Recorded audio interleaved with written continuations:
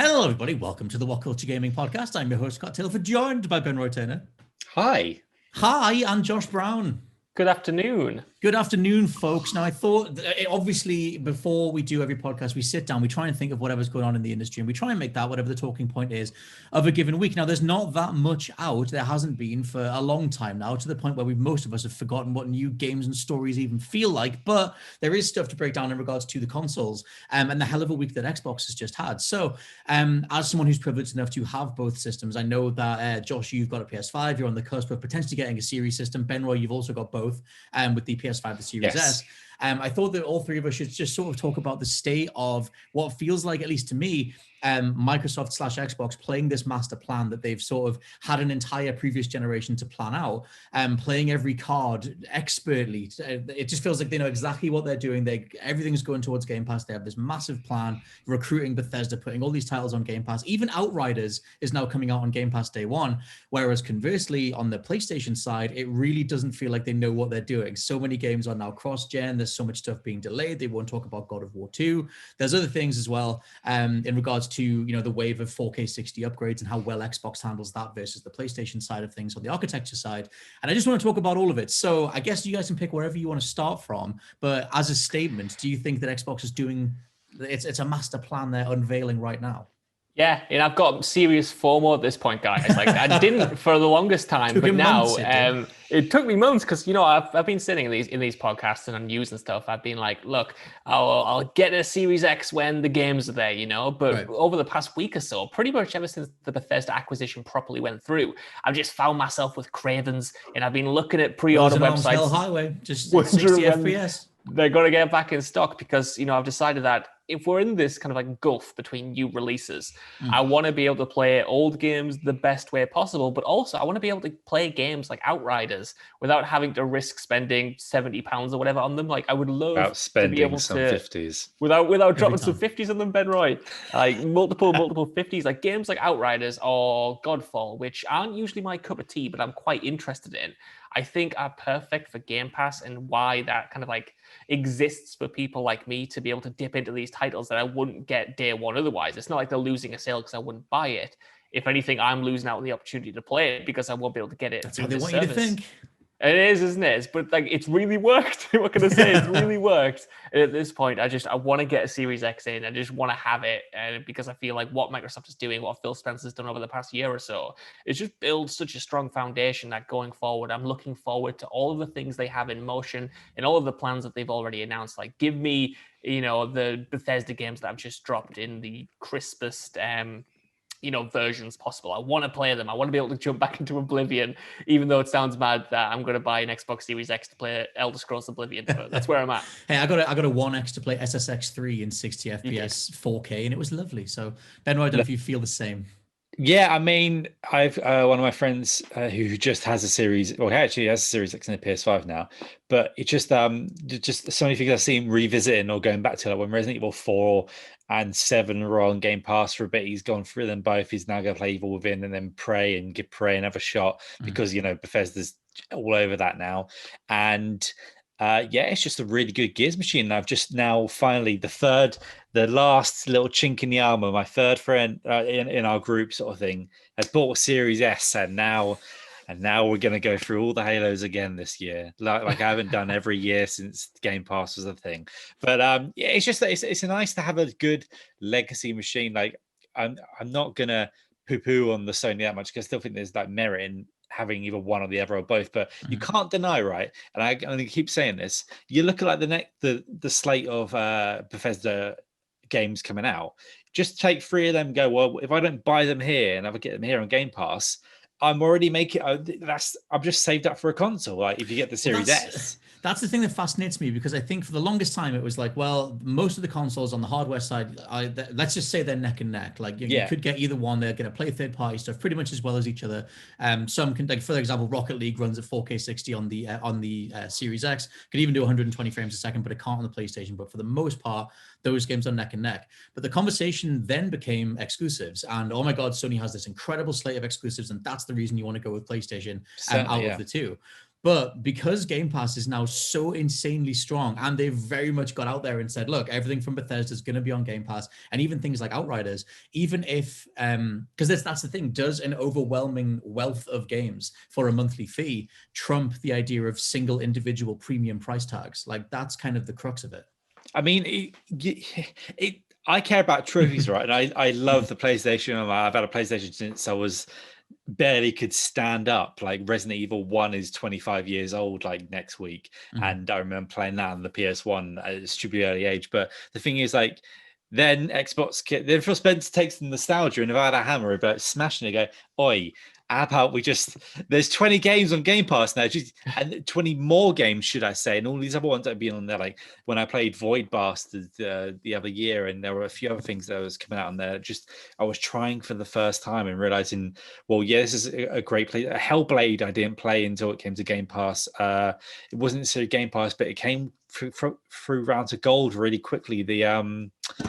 The game where the platformer with the strawberries in it. I can Celeste. Never remember it. Yeah, Celeste. I played Celeste because they were just handing out Strawberry Time Deluxe Edition. Happy Strawberry Time with the mounting of feelings, and then like all the other LucasArts games that you can buy again, but they're like, well, just have it on gold or have it on Game Pass because the back combat thing works. So you're just like, whatever, and they just keep rolling more and more things into it. When you're like, I forgot that existed, and they're bringing like Full Spectrum Warrior was like thrown. What in a there. game, my friend! I mean, just like who was the last time anyone thought? But like, not crapping on Full Spectrum Warrior. But when was the last time anyone was like, I really want to play Full Spectrum? I just bought it. I just rebought the original Xbox version because I read that it was on backwards compatibility, and I loved it. I think it's obviously the go-to thing, which has been for the longest time, is the sheer value for money side of it. Like, you're paying a monthly fee, you're getting a big library of titles.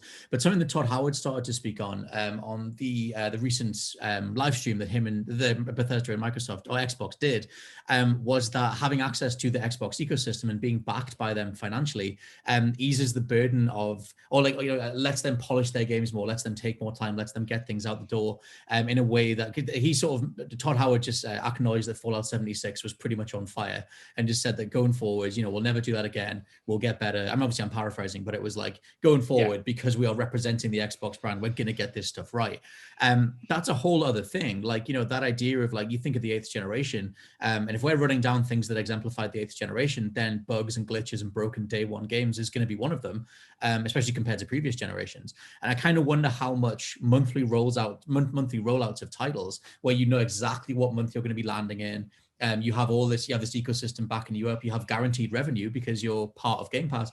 Is that actually the solution to a lot of the other problems that we have on a development sense? I was just going to quickly say about Sony first party. Like, that's like, you compare like a Last of Us 2 to Cyberpunk last year. Like, how Cyberpunk literally melted through the floor, but the Last of Us 2, I never encountered a single glitch ever. And like, you play all these older ones, like the God of War and stuff like that, like, because that's Sony security there. And now Bethesda are going to be wrapped up in a Microsoft security, where it's like it's the difference between like working full time or going freelance. You're like scrambling and doing your bills and getting check by checking. Like, I'd have some ramen noodles today because I can't afford a shepherd's pie or something. It's just the security blanket is going to be nice to see, like, the next Fallout game. And like, Big Phil ain't gonna like come out broken. Like, we're gonna have the next sort of big games are gonna have to, like, well, that's what they did with Halo. Like, they had to step in and be like, we can't let this go on Game Pass. We can't let this be the thing. Yeah, they're gonna have to fix it. And now, like,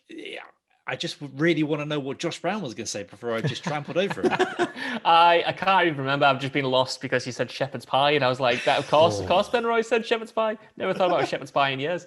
I do agree. Like, the Microsoft security thing, like the first party security thing, is hopefully going to be a big help, because Bethesda games, like you were just saying there, for like the past 10 years, if not longer, have just been like a trash fire when it comes to releases. Like, you look back even on a title like Skyrim, which everyone loves, sold really well, is a great game. Like, that thing barely played on PlayStation 3s. No. Like, that was broken as all hell at launch. Sorry, Ben? I don't think it ever got fixed. I don't think they did fixed either. The save bug. There was that whole thing where the save kept getting bigger and bigger and bigger until it bricked entire consoles. They fixed that, but I don't think they ever patched the whole thing out. Like, that was just something that the fans eventually did. Totally. It was just like, yeah, that's a great point as well. Like when it comes to Bethesda games, so often the fans have had to step in via mods or whatever, like fix things that should have been fixed or improve things that should have been improved. And when I was, reading that interview and Todd was saying like, look, now we've got the backing of Microsoft, we're going to have all of these extra resources and we're not going to make the same mistake that we made with Fallout 76. You're not going to get a game in that state ever again. I want to believe them. I want to believe that Phil Spencer's going to be breathing down their necks being like, look, we've literally delayed Halo Infinite, which we were putting on every single Xbox Series X box. There's a Master Chief inside every single console. That's our flagship thing. We delayed it. I love Phil Spencer just not messing around. Like he's like, don't test me, I'll do it. Like I killed Scalebound, I delayed Halo. Like just don't test me. Like he's got the Series X over his shoulder. Like he's running in military style. Like don't push that man. You kind of hope so. Obviously not in a awful way where he's literally whipping them. People. I've just got a picture of him glory killing Todd Howard over and over again. Don't make me go, here I go killing again. I don't want to have to do it again.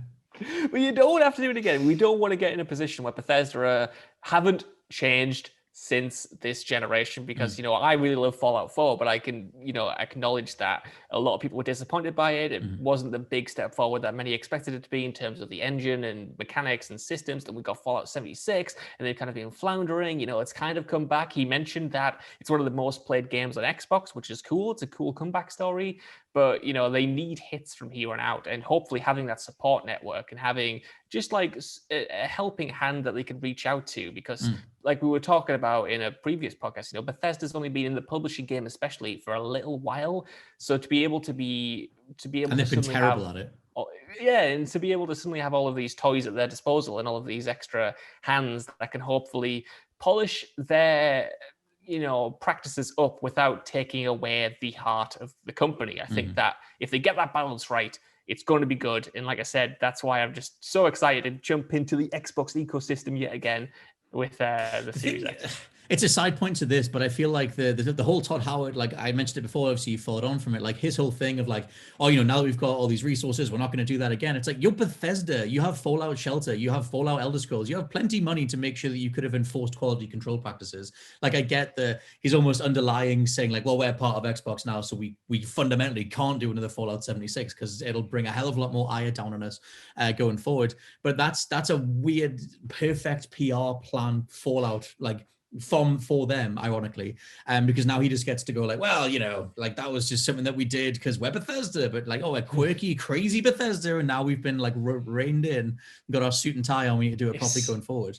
It's like, imagine like there's the term saying we'll fix it in post on film and TV, but imagine it's like we'll fix it after it's on iPlayer sort of thing or something like that. We'll fix it after it's on Netflix. Like, no, that's. I mean, it's apples and oranges when you talk about like, say, a film or a show and then like a game. But I feel like also Bethesda set the precedence for a while of like, well, people love our stuff, so what if we just put it out there and then just fix it as we go along? And Todd himself was saying, they have like a healthy relationship with the modding community, and we're gonna like with Starfield, we're gonna stick with not the creation engine. Is it the creation engine that's their newest one? Embryo was before that, I think. Yes, Embryo, I think it is. Whatever it is, whichever the game engine that they've had for the last few games, they were like, oh, we're going to use that again for Starfield and Elder Scrolls 6 because the modding community likes it. And it was like, yeah, I guess, but like millions of us would rather not have our characters take off in the middle of a fight and just have something that actually works. So I think that's a whole thing.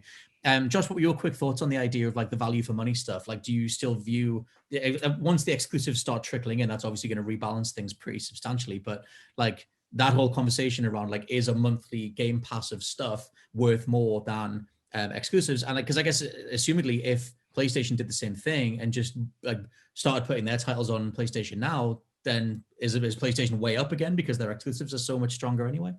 I think so, yeah. I mean, when it comes to exclusives, all this, conglomerate of different releases on Games Pass, I'd always kind of like veer towards exclusives because we've chatted about it before. But when I go on Game Pass, unless there's something specific I want, often I'll jump in and out of things, maybe play something for 2 hours, play something for an hour over here, but not properly dig my teeth into something in the same way I do when I actually buy something full price or even half price or whatever. But at the same time, you know, it's undeniably great value. And if Microsoft can, going forward, you know, take first party games from Bethesda, take first party games from the Coalition or whoever, and if they manage to up the level of quality to the level that Sony currently is coasting on with God of War, Last of Us, you know, Spider-Man, whatever, if they manage to hit that level while also having Game Pass and having them available on Game Pass, like that's just it's a total home run. Like Sony, I don't think can compete with that by continuing to release games. It's $70 because, you know, people will still buy them. I will, of course, still buy them. But if you're like someone looking between the consoles and you know, you might not have enough money to spend on both consoles, so to buy loads of games, you're looking at the value proposition. And undeniably, you know, even speaking as like a Sony fan here, like what Microsoft have to offer on that front is just kind of like so much more, because not only are you getting this massive library of games, but then presumably you're getting these excellent titles from Obsidian, you're getting these excellent titles from Bethesda, you might be getting Starfield on Game Pass day one. And if you're someone who only buys a few games a year, or if you're, like I said, looking between the consoles, you see all of the stuff that comes in with that.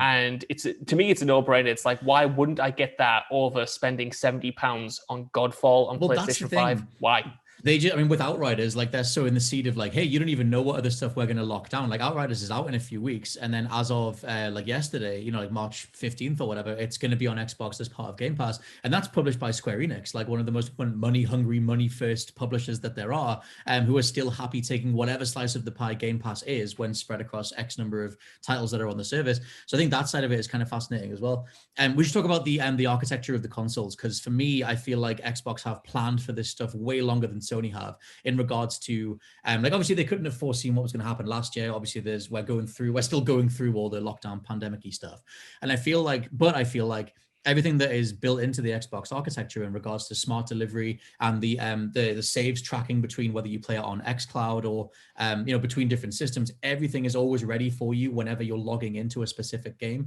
Whereas on the Sony side, it's a complete mess, and they had to even patch in the whole make sure you push the 3 buttons to make sure you get the right version of the game, and even then it might not pull the right save in. You might have to reconnect your PlayStation 4 and re-upload it because maybe you've hit an invisible data capacity and we haven't pulled the right save in. Ben Roy, is someone who goes between both systems. How have you found those things? Because I didn't used to notice until I really started juggling multiple games and multiple saves and all that kind of stuff.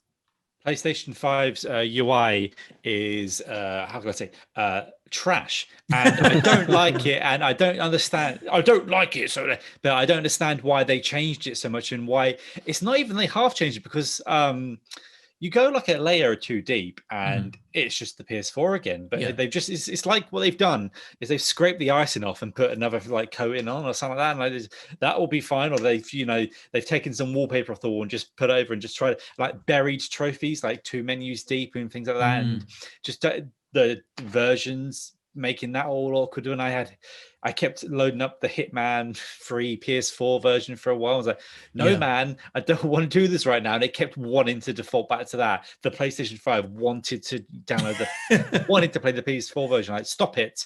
So I have a bunch of like bloody trophies popped on that for no reason now. Yeah, I had like multiple versions of the same game installed until I viewed them on the storage menu, and I was like, well, the PS4 version's not even meant to be here. Like, I'm clearly playing the PlayStation 5 one. I didn't trust to delete it straight away either, because I felt like if I deleted it, then it would have killed the game in some way. So I left it for a bit. But then on the same side, for a lot of part, Xbox is it's great with the versions and stuff, but I don't like that UI. The Windows phone thing, yeah, it's still like that main menu. Past that, I don't even want to look at that. I just stick to the sidebar thing, and I try and navigate through that. I'm now past the point about a year and a bit later of like, oh, stop. No, I have to ask my friend, like, which way do I have to go for this? But even like when I was capturing footage for Resident Evil 3, like I couldn't find it.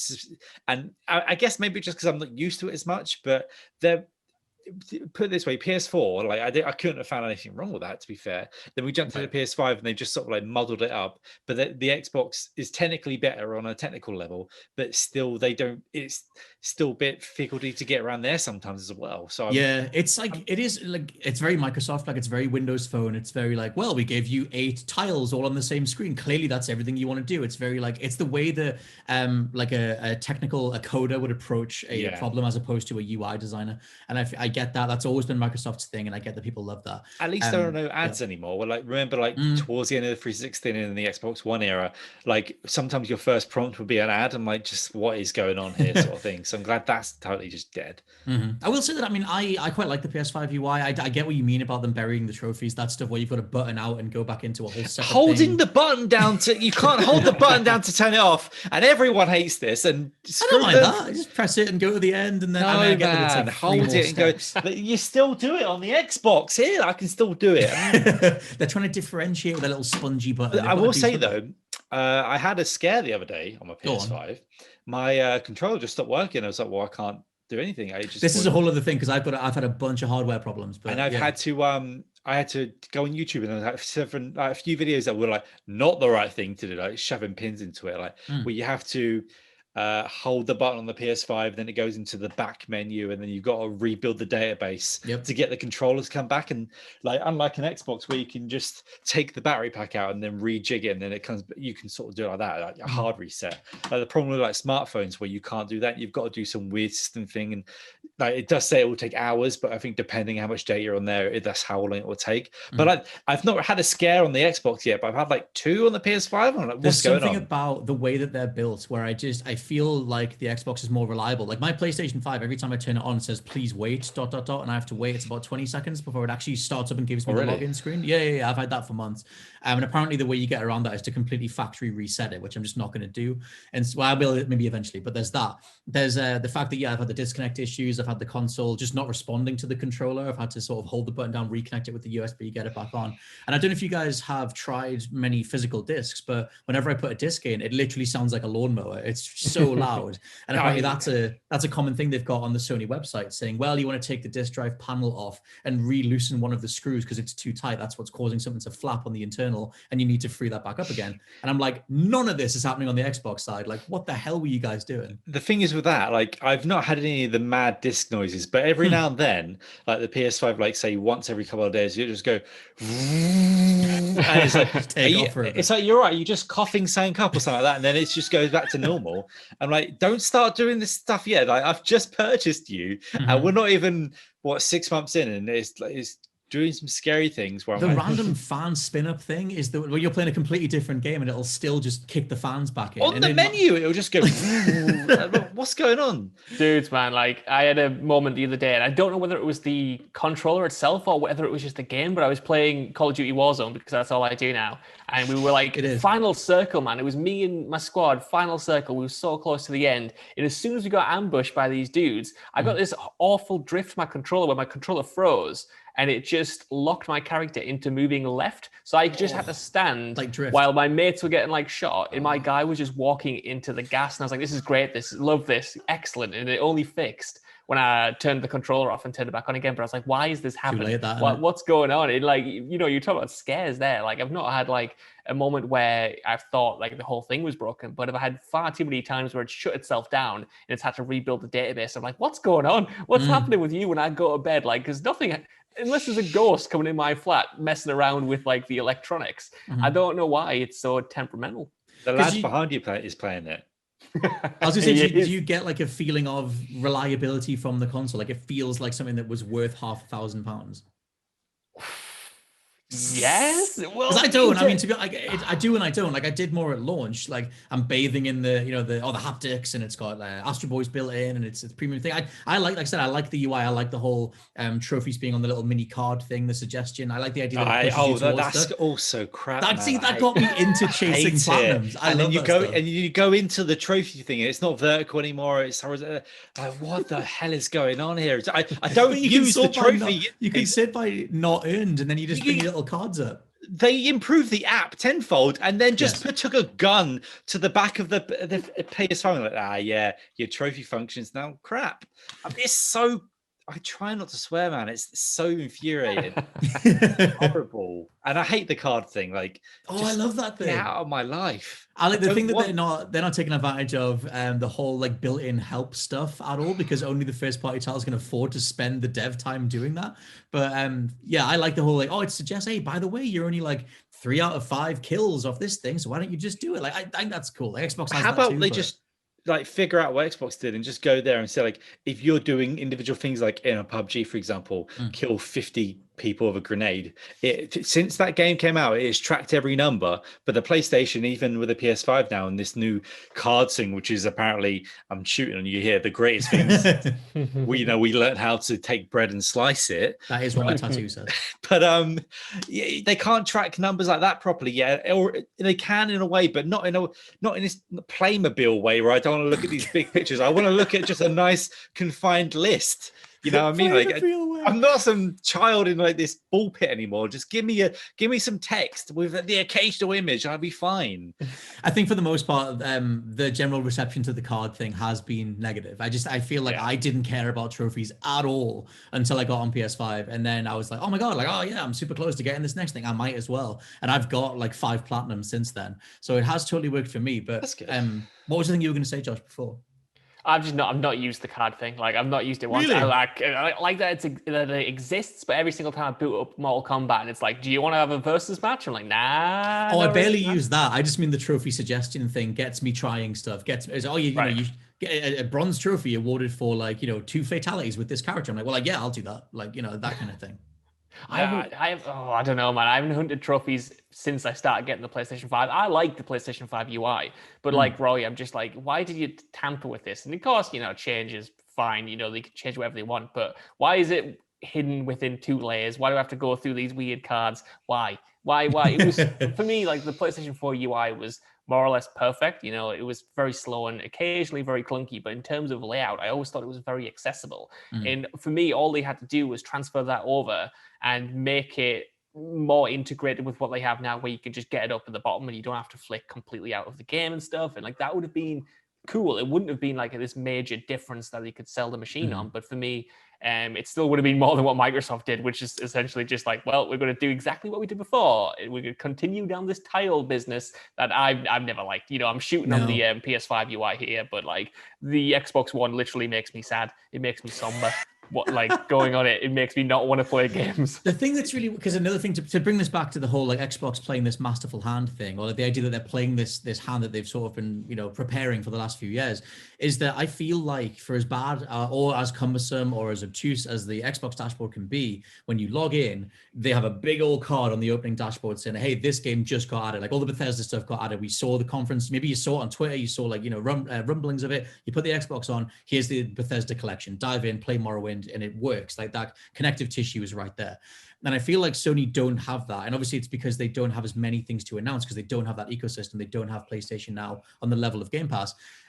But because I have all these notifications coming in from the PlayStation app and the Xbox app, I feel like if I'm going to fold something else into, oh man, Xbox have been planning this for so long, I get the ping in the morning, like every other day, saying, hey, by the way, this thing's been added.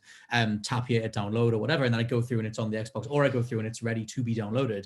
I feel like that ecosystem is so much tighter, and they're letting you know that you are subscribed to this monthly service. Like, they got you, fam. There's a ton of stuff that's going to be there for you. Whereas Sony just don't. Sony's just kind of like, you'll figure it out. The smartest thing they've done, is they were losing the traditional model, right? They were losing the console wars. That's the thing, yeah. The console wars are over there dead. Begun the streaming wars have, because they've just literally gone, oh, well, we're just going to go over here and just sort this thing out. And now Game Pass is shadowing over PS Now, because, like, is it Gaikai that PlayStation bought? That was their streaming tech, which they abandoned and let you download stuff anyway. We thought, oh, Sony's going to do this and it's going to be great. Well, they abandoned to an extent because they can't work out how to get the PlayStation 3 games to be downloaded onto your machine and work, to the point where you're even, to get a trophy to pop properly, you've got to open up a virtual PS3 and get there and when I first had to do that, after 7 years of not touching a PS3, and all my PS4 games had to register to this virtual menu before I could see my Metal Gear 2 trophies. I was just like, oh my God, is this going to die? And then the PlayStation 5 went for a bit, and I was like, oh. Because another thing is, like, in regards to that, like, one of the things that, like I said, we talked about, like that, this whole current wave that we're in of, 4K 60 upgrades and like migrating your progress across to the next version. And I remember, again, it was Rocket League. It was Psyonix saying that because of the way the PlayStation is built, there's still no PlayStation 5 version of Rocket League, whereas there is an Xbox Series version of that game, because the smart delivery thing allowed that game to migrate across and all the achievements carried across. Whereas now, if you play the PS5 version of Mortal Kombat 11 and you've already got a bunch of trophies, and this happened to me last last night with Crash 4 as well, all the trophies just repop all at once in the corner of the screen because they haven't thought ahead enough. And it almost feels like they're laying down the track Gromit style as they go. And I feel like, it's functional enough, but like on the Crash's side, if you didn't upload your save to their private cloud server from the PlayStation 4 version of Crash 4, then it's not ready for you on the PlayStation 5 version. So if you've disconnected your PS4, then you're screwed. You have to go back. Maybe you've sold it. You have to go back and you've just lost your save. Whereas like on the Xbox side, all that stuff is taken care of. I've also got an issue. I've heard all day, man. Why? Oh, I was so looking forward to playing Crash 4 on PS5, and now knowing that the thing's not going to. Oh, well, see, yeah, okay, so yeah, you'd be screwed. I mean, you might have the cloud save, but I'm pretty sure that doesn't work. The PlayStation Plus save, I think it has to be through their private server, which is what loads of third-party devs have had to do.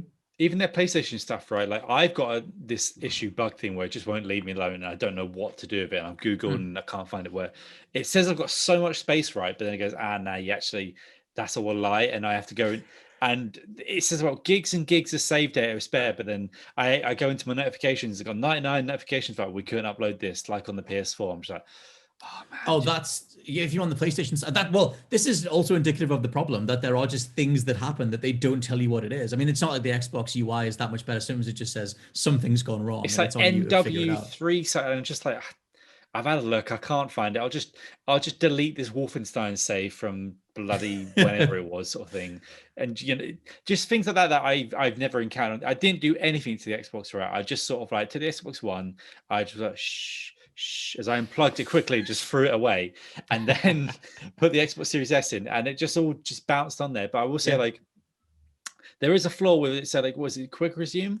Well, I've had problems with that because a lot of games I play on quick resume need to ping a server, and if the game needs to ping a server when it's on quick resume, you might as well just quit it because it's going to take longer to re-register and wake up and wonder where it is before you can even play it properly. So yeah. Well, quick resume was the thing that cost me in total, like, I don't know, 20 hours of Immortals Phoenix Rising because I lost 3 separate saves because I was playing off a quick resumed version, and then that default re-corrupted the saves previous. It was a whole thing 3 times in a row. But I feel like they've got better with quick resume, but the thing that sucks is that there's nothing built into the UI to bring up a list of everything that is currently quick resumed. Like there's no way to view suspended games. It's just that you might go back to something from last week and it'll pop up and say quick resume, and it's I guess that was waiting for me.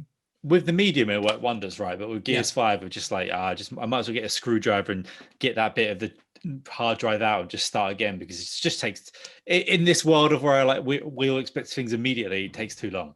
Well, if that's what they're advertising, I think they should deliver on it. Like, I obviously get the whole, retrospective, we've come so far with gaming, oh my God, look at us, being annoyed about these features. But at the same time, they advertise them and they're a lot of money and everything else. So, like, you need to be able to deliver on them. Josh, what's your thoughts on, I guess you might not have juggled as many back and forward saves between different things. Yeah, I'd say I don't have like the same kind of, I don't know. That Crash 4 thing that you said, like, yeah. Did you have the Mortal Kombat problem going between different versions, or did you get the PS5 one? See, when I booted that up, my cloud save carried along, but I'd only just started that, so it was like negligible. And I restarted the story anyway, you know what I mean? But when it comes to like, moving different versions between the consoles and stuff, like there's a lot of worry that I have when I'm going to go back to older titles, and I don't know if my save's on the cloud. I don't know if I'll have to boot up the old PlayStation 4 Pro to get it over and stuff like that. For me, when it comes to like what the PlayStation 5 is capable of, I'm like, you mentioned earlier, like, do I regret, or do you think it's worth half a granny on it? Premium price tag, yeah. And I do think it is for like the technology involved, but there is a lot of questions to be raised about whether or not the machine was ready. We're talking about these small issues, which, might have been shippable. They might have been totally fine to ship with the knowledge that you might have to take a screw out. You might have to like make. I'm getting ready to do that tonight. I've got the Phillips screwdriver in the kitchen ready to attack my PS5 with it. I think the biggest issue is kind of like some of the features that they promised. I think me and you talked about this maybe even earlier, Scott, before we started recording, but like they announced the 3D audio, and you can get it in headphones, but you can't get it on a system level, which was hyped up in the very first Mark Cerny interview. And it's like, I know you did the same thing with the suspend play on the PlayStation 4, but just because you've done it before doesn't necessarily excuse you. And I did excuse them like a few months ago when they initially announced they were going to delay it, but now I'm like, was it just not ready? Like, did you just rush this out because there are still features you're working on? There are still things you're tweaking. It obviously, machines now in the current age, they're always in flux. They're always evolving. The PlayStation 4 that we started with wasn't the same as the PlayStation 4 that we ended with. You know what I mean? A lot of features were added, a lot of things were changed, and the same thing is going to be happening with the PlayStation 5. But again, in terms of, why do I want the Xbox Series X? And it's because I don't feel like there's anything on the horizon for PlayStation outside of Horizon, which is coming at some point, but even that doesn't have a date. And I'm like, I want something to fill. Yeah, Ratchet, of course, yeah. Ratchet is probably the big one. I'm quite looking forward to Returnal, but Ratchet seems like the biggie. But like, I'm finding myself drawn to the Xbox because I'm like, well, at least that has stuff for me to do right now. That was one of the things I was going to say, and we can kind of like finish on this point. But I was going to say, like, the whole access to third-party stuff, the backwards compatibility thing, the idea of, like, say you open up a storefront and you want to buy an old game, you want to revisit something, you are better off doing that on Xbox because of all the auto inbuilt up-res stuff. Like, they've started rolling out FPS boost to the Bethesda titles as of the recent additions to the storefront. But there are other games that have FPS boost. Everything gets an HDR boost. Like, everything gets a basic frame rate boost anyway. And so when you compare that to the PlayStation side, where you're paying the same amount of money for what is the basic version of that game, there's no reason to not go to Xbox for that stuff. Like, they've done the homework, they've got the architecture, and like I said, it's part of this like master plan kind of thing. And I feel like it's weirdly been aided by the fact that right now all the exclusives aren't ready, because we have to just compare how both systems approach third-party libraries. But the way PlayStation does it is just to play that game the way that it always was. Whereas maybe it loads a bit faster if it happens to be coded in a way that takes advantage of an SSD. But on the Xbox side, it'll actively improve that game, and that's something that is a night and day difference for the vast majority of titles. There's like an improvement to PUBG where like it runs great now, but that's probably exactly the same on the Xbox. But I've not really played much where you can go to and from and check it out, sort of thing. Like I did notice the difference between there was a specially made Hitman for PS5 versus for PS4. There was like you don't see nothing when you first play, but you go back and forth and actually there is something wrong here, and that also killed me because their server side thing then ruined my progress. But yeah, like. There's a caveat of everything PlayStation right now where like Returnal looks great, but I don't know if it's not going to be the game, is it? Like, I don't know if it's not the £70 thing I'm spending £70 on, and then like Ratchet and Clank is you want that, you don't, and that's a game I'm going to wait for. Like, I'm not jumping in with that straight away. I'll be there like in spirit, I guess. And then Horizon. Even though every Xbox game's going to be on the series, I can't remember his name anymore, Don Matrick.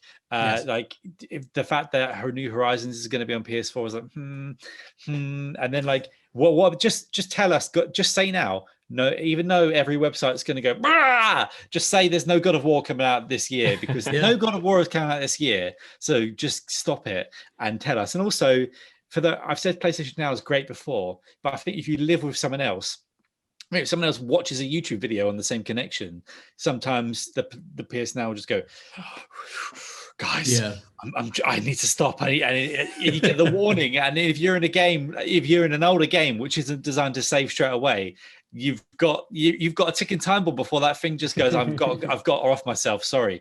So yeah, there's all these sort of things right now with PlayStation, whereas like on Xbox side, you've just got, here's 20 more games. And by the way, you can play everything from Bethesda where Game Pass is available. And you're like, oh, well, he's basically just said the thing, but he won't say it. He's just going to use legalese until we get the announcement. Well, yeah, that'll be a whole thing going forward as well, like doubling down on getting massive buys like that and securing more titles for the future. But yeah, I don't know, having gone between both systems for what is like over 100 days now, like it's a good few months. They're not night and day, but I think it's because I have, like I said, all those hardware problems on the PlayStation side, all the infrastructural problems, the UI problems, and the fact that everything just runs better on the Series X, to the point where I'm playing Rocket League on both systems, and one of them is 64K 120, and the other one is the PS4 version still. Like, I guess the visuals are upgraded, but yeah, things like that I think stand out. And I feel like it's taken a while to see the plan that Microsoft have had, but now it feels like they're playing a bunch of hands, pretty confidently, and it's like standing out. And it's weird because it puts the onus specifically on the exclusives, because Sony cannot keep up with the third-party stuff unless they suddenly bulk out PlayStation Now, which they're not going to be able to do soon enough.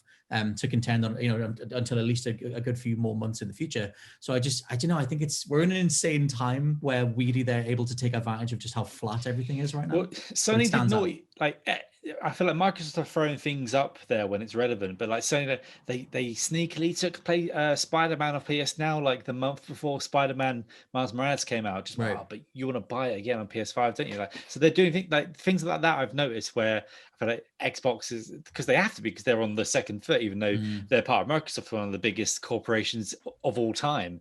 So they're being like the happy, we love you now, and Sony is still Sony haven't done the whole.